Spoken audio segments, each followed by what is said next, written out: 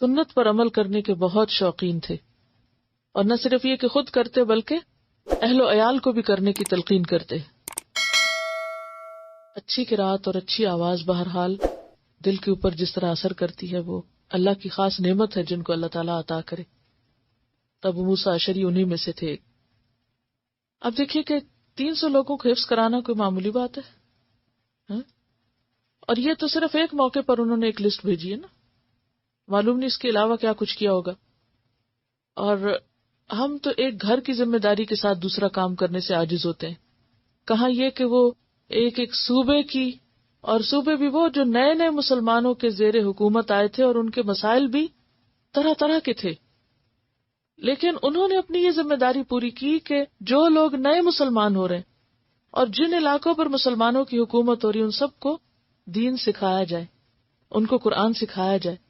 اور یہی وجہ ہے کہ جو علاقے صحابہ کرام کے ہاتھوں سے فتح ہوئے ان سب علاقوں کی زبان آج بھی عربی ہے، خواہ وہ مصر ہو اور خواہ وہ عراق کا علاقہ ہو یا شام اور فلسطین کا علاقہ ہو، ان علاقوں میں زیادہ تر جو لوگ ہیں وہ ابھی تک اسی زبان اور اسی طریقے پر قائم رہے، خواہ اس میں اخلاقی طور پر جو بھی فرق آیا، لیکن آغاز کہاں سے ہوا تھا؟ انہی لوگوں کے ہاتھوں سے ہوا تھا۔ یعنی آپ کہیں پر بھی ہوں، کچھ بھی کر رہے ہوں، لیکن قرآن سے ایک خاص تعلق جو ہے وہ بہت ضروری۔ میں دیکھتی ہوں کہ صحابہ کرام میں سے کسی ایک کو بھی پڑھنا شروع کریں تو اب حیرت میں گم ہو جاتے، ایک ایک شخص ان میں سے چنا ہوا ہے۔ چنا کیسے جاتا ہے کوئی امتحان کے بعد؟ جیسے ایک ممتحن ہوتا ہے نا، پیپر بناتا ہے نا جب، تو پیپر کا ایک حصہ ایسا ہوتا ہے جو یہ چیز ذہن میں رکھ کے بنائی جاتی ہے کہ اس کو سب کر سکتے ہیں آسان، پھر اس کا ایک حصہ ہوتا ہے کہ جس کو کچھ لوگ کر سکتے ہیں اور کچھ نہیں کر سکتے، اور ایک حصہ مشکل بھی ہوتا ہے اس میں جو صرف وہ کر سکتے ہیں جو واقعی حقیقی محنت کرنے والے ہوں۔ اسی طرح اللہ تعالیٰ کچھ چیزیں ایسی رکھتا ہے بندوں میں کہ جو ساری کر لیتے، کچھ کام زندگی میں ایسے ہوتے ہیں نا جو سب کو ہی آتے ہوتے ہیں یا نہیں، وہ سارے کر رہے ہوتے ہیں، کچھ ایسے ہوتے ہیں کہ جو چند لوگ کرتے ہیں اور چند نہیں کرتے۔ مثلا اپنی ذاتی ضروریات ہم سب پوری کرتے ہیں، کھانا پینا سونا نہانا دھونا پکانا یہ سب کر رہے ہوتے ہیں، پھر کچھ کام ایسے ہوتے ہیں کہ جو سب نہیں کرتے، مثلا ذاتی عبادت ہے، اپنا نماز روزہ قرآن اور دین سے ایک تعلق، کچھ کرتے کچھ نہیں کرتے۔ پھر تیسرے درجے پر کہ اپنے ساتھ اوروں کو بھی آگے سکھانا، دوسروں کو بھی ساتھ لے کے چلنا، یہ صرف وہ کر سکتے ہیں کہ جو واقعی پھر مشقتیں برداشت کرنا جانے، جو اپنے آپ کو مشکل میں ڈالیں اور پھر قربانی کی سطح پر جئیں۔ جب یہ تیسرے درجے کا کام کرنا ہوتا ہے تو اس کے لیے لازماً جو پہلا درجہ ہے اپنی ذات کا، اسی میں قربانی کرنی پڑتی ہے، وہاں سے وقت لینا پڑتا ہے، کیونکہ آپ عبادت پر تو کمپرومائز نہیں کر سکتے۔ یہ کیسے ہو سکتا ہے کہ اپنی نمازیں جو ہیں وہ جلدی جلدی پڑھ لیں کہ مجھے اب دین کا کوئی کام کرنا ہے؟ یہ تو نہیں ہو سکتا کہ آپ اپنے فرائض میں سے غفلت کر کے آپ دوسروں کو تبلیغ کرنے چل پڑیں، تو وہ کہاں سے آپ کمی کریں گے؟ اپنی نیند میں سے کمی کریں گے، اپنی پسندیدہ چیزوں کو چھوڑیں گے، اپنی خواہشات کو چھوڑیں گے، اور وہ جو ایک آئیڈیل لائف گزارنے کے چکر میں ہوتے ہیں نا کہ دنیاوی اعتبار سے بہت ہی قابل رشک زندگی ہو ہماری، وہاں کمی کرنی پڑتی۔ اور وہ ہم صحابہ کرام کی زندگی میں دیکھتے ہیں کہ انہوں نے اپنی ذاتی زندگیوں میں قربانی کی۔ یہاں ہم بیسک کوالٹی جو دیکھتے ہیں وہ سادگی ہے، کہ ان کی عمارت کے بعد بھی اور اس سے پہلے بھی کوئی کمی نہیں آئی ان کی سادگی میں، بلکہ ایک موقع پر جب یہ گورنر تھے تو حضرت ابو ذر کے پاس آئے اور ان سے گلے لگنے لگے، کہنے لگے میرے بھائی۔ حضرت ابو ذر پیچھے ہو گئے، کہنے لگے تم میرے بھائی نہیں ہو۔ کہا کیوں؟ میں تمہارا بھائی کیوں نہیں؟ کہا کہ اب تم نے دنیا اکٹھی کر لی ہوگی۔ کہا کہ نہ میں نے، یعنی کہ وہ جو بھی دنیا اکٹھی کرنے میں چیزیں آتی ہیں، نہ میں نے ایسا کیا نہ ایسا کیا نہ ایسا کیا۔ کہا اچھا واقعی تم نے یہ سب کچھ نہیں کیا؟ تو ہاں اب تم میرے بھائی ہو، کیونکہ ان کے ذہن میں یہ گمان پیدا ہو گیا کہ اب تو یہ بہت بڑے عہدے پر ہیں اور انہوں نے دنیا سمیٹنی شروع کر دی ہوگی۔ انہوں نے کہا کہ نہیں میں نے کچھ نہیں سمیٹا۔ تو بات یہ ہے کہ یہ کام کیوں کر پاتے تھے؟ یہ اس لیے کہ ان کی جو ذاتی زندگی ہے اس کے اندر سادگی تھی۔ ہمارے وقت کا ایک بڑا حصہ کیوں چلا جاتا ہے بیکار چیزوں کو اٹھانے اور رکھنے میں جو ہم نے اپنے اوپر بوجھ پالے ہوئے۔ مثلا اگر ہم اپنے گھروں کا ہی جائزہ لیں کتنی بے شمار چیزیں ایسی ہوں گی جن کو ہم کبھی بھی یوز نہیں کرتے ہوں گے، لیکن ان کی صفائی ہمیں ہر 8ویں دن ضرور کرنی پڑتی ہوگی، یا کبھی 6 مہینے میں، کبھی سال میں. کیا یہ ہمارا وقت نہیں لیتی؟ وہ چیزیں جو ہمارے کسی بھی کام کی نہیں، کیوں اپنے سر پہ بوجھ بنا کے رکھا ہوا؟ کیوں نہیں ہم ان سے چھٹکارا حاصل کرتے؟ آخر قبر میں لے جائیں گے ہم، کہاں لے کے جانا ہے ہمیں؟ لیکن ہمارا دل ہی نہیں مانتا. یہ ہماری یہ یادگار ہے، یہ وہ یادگار ہے، یہ فلاں ہے، یہ فلاں ہے. اور اس میں آپ دیکھیے کہ یہ صرف صحابہ کرام نے، آج کے دور میں بھی جو لوگ کام کرنے والے وہ اپنے ذہن کو، وہ اپنے گھر کو، اور وہ اپنے مال و متاع کو چھانٹ پٹک کے رکھتے ہیں، ڈی جنکنگ کرتے رہتے ہیں. یہ کیوں ہر روز گراج سیل لگتی؟ کیوں لگتی؟ سب گراج سیل اس لیے نہیں لگاتے کہ انہوں نے کچھ اور خریدنا ہوتا. ٹھیک ہے، کچھ ایسے بھی ہوں گے کہ جو نئی چیزوں کے شوق میں پرانی نکال دیتے ہوں گے، لیکن بہت سے ایسے بھی ہیں کہ جو صرف اپنے آپ کو ہلکا کرنے کے لیے، اپنے اوپر سے بوجھ ہٹانے کے لیے. اور یہ صرف یہ نہیں کہ گھر کی چیزیں، آپ سب جیسے آپ پڑھ رہے ہیں نا، فضول فالتو قسم کے کاغذ، اچھا یہ کبھی پھر پڑھ لیں گے، اور یہ پھر کبھی کر لیں گے. تو بہت سی چیزیں ردی کاغذ ہی ہم اکٹھے کرتے چلے جاتے ہیں. مجھے یاد ہے کہ جب میں نے پی ایچ ڈی کی تھی، بلا مبالغہ یہاں سے لے کر یہاں تک فائلز ہوں گے جو میں نے اپنے ہاتھوں سے چلائے، کیونکہ پہلے تو میں لکھ لکھ کے رکھتی گئی کہ شاید کسی وقت ضرورت پڑے گی. پھر جب میں نے سب کام ختم کر لیا، تھیسس سبمٹ کرا، گھر آ کے سب کو آگ لگائی. اور اس سے مجھے بس صرف افسوس ہے کہ میرے والد کے خط، ڈاکٹر حمید اللہ کے خط، وہ غلطی سے بیچ میں جل گئے. ڈاکٹر حمید اللہ کا نام آپ نے سنا، انہوں نے پرسنلی مجھے خط لکھے تھے، میں کچھ چیزیں ان سے پوچھنا تھی اپنے تھیسس کے سلسلے میں، اور میرے والد سے جو میں خط و کتابت کرتی رہتی تھی. لیکن یہ ہے کہ سب سے چھٹکارا، ایک تو وجہ یہ تھی کہ اب اس کی ضرورت نہیں، اور دوسری وجہ یہ بھی تھی کہ مجھے موو کرنا تھا وہاں سے. جب انسان ایک جگہ سے دوسری جگہ موو کرتا ہے نا، تو پھر بہت سا سامان اٹھا کے ساتھ نہیں چل سکتا.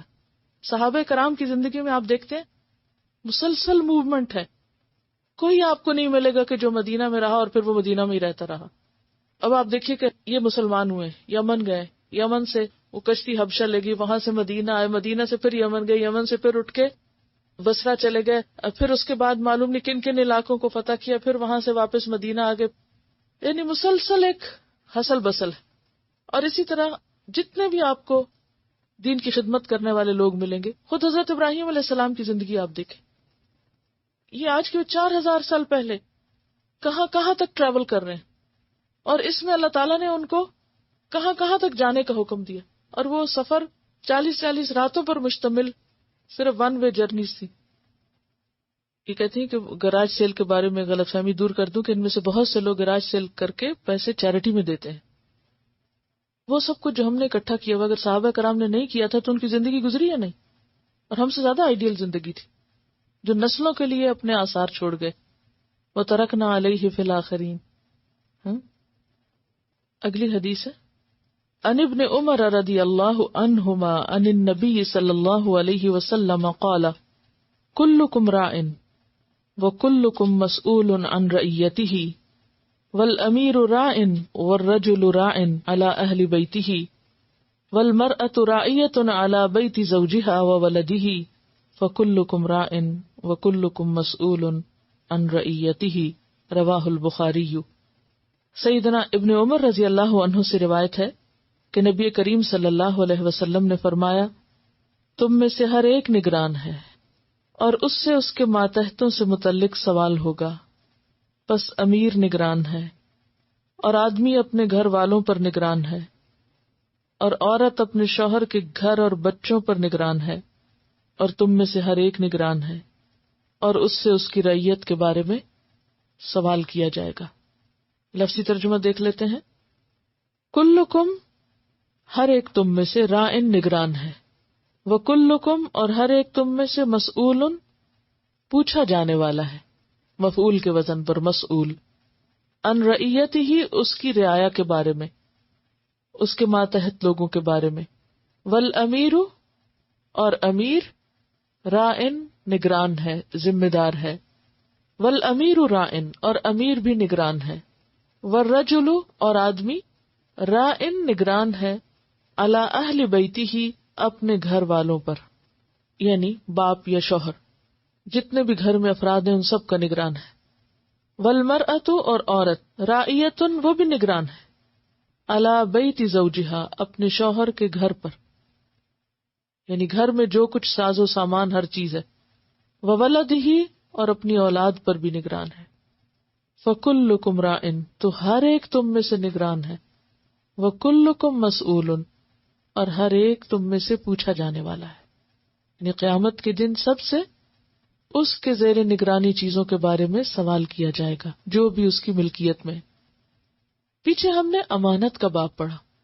امانت کہتے ہیں اس چیز کو جو ہماری ملکیت نہ ہو اور ہمیں وقتی طور پر دی جائے، اور ذمہ داری کہتے ہیں اس چیز پر نگرانی کرنا جو ہماری ملکیت میں دی گئی ہو، یعنی جس کے ہم مالک ہوں۔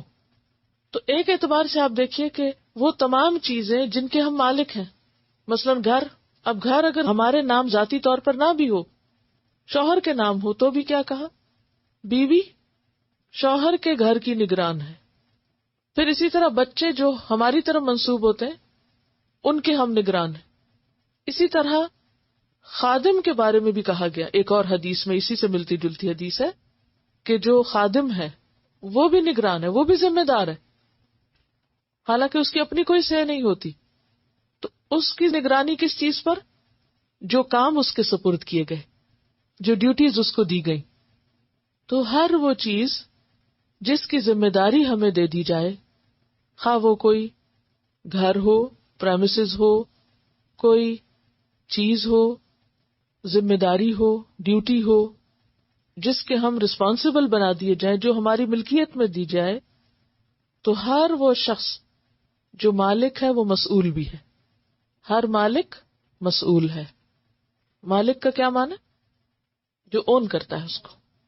مثلا آپ کسی جاب کو اون کرتے ہیں، یا آپ کسی کمپنی کو اون کرتے ہیں، یا آپ کسی ڈیوٹی کو اون کرتے ہیں، یا رسپانسبلٹی جو بھی لیتے ہیں، ان سب چیزوں کے بارے میں پھر پوچھ بھی ہوگی کہ آپ نے اس کا حق کتنا ادا کیا اور ان کی خیر خواہی کتنی